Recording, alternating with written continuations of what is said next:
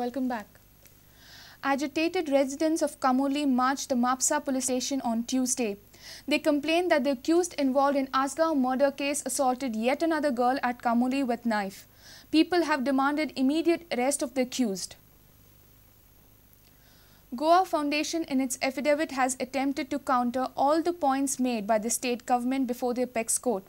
Ironically, petitioner mentioned that mining belt people are very much happy due to the interim ban order.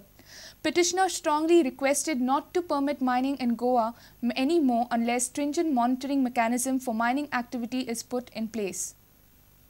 Goa Foundation in its affidavit stated that stoppage of mining has brought tremendous relief in Sangye, Kepe, Saurde and other mining villages.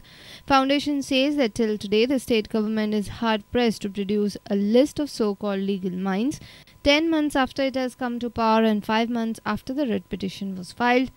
Prayers of petitioner states that no mining activity should be permitted unless stringent monitoring mechanism and infrastructure for mining activity is put in place. Court should order an independent investigation as sought by both the Shah Commission and the CEC. Mahesh Ghadi for Prudent. 350 passengers were stranded at Daboli Airport on Tuesday morning due to heavy fog. A domestic flight, Go Air, and an international flight of Air India were delayed for almost 7 long hours. The flights were scheduled at 7 in the morning. Vasco MLA Carlos Almeida was also in the queue amongst the stranded passengers.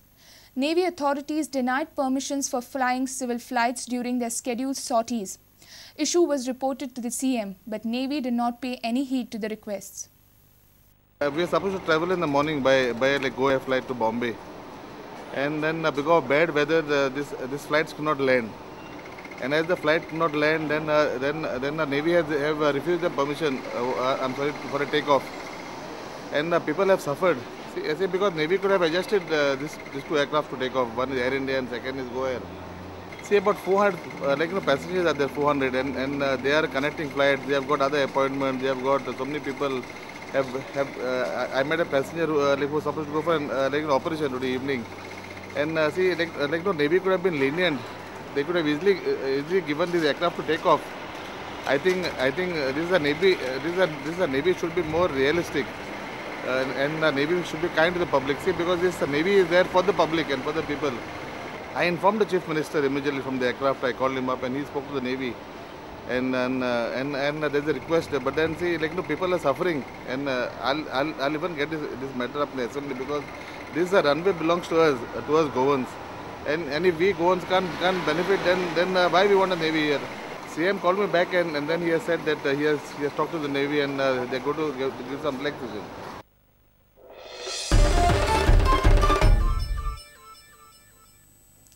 North Goa witnessed power cut on Tuesday morning as the power line tripped at Kolhapur due to heavy fog. Immediately, alternate arrangement was made by the electricity department from the southern grid region.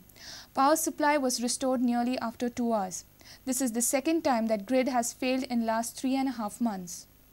This morning around about 6:50 hours, due to heavy fog around Kolhapur, the 400 kV lines feeding to Goa tripped and the power supply could not be restored till the fog cleared by the Power Grid Corporation of India Limited.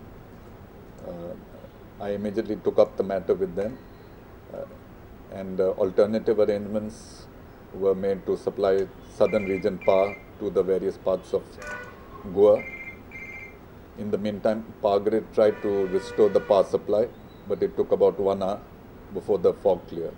Earlier during Diwali festival, 400 kW line from Kolhapur to Kolware had failed, keeping North Goa into dark for nearly 2 hours. A reporter Mahesh Ghadi for Prudent. Let's take a short break. Stay tuned.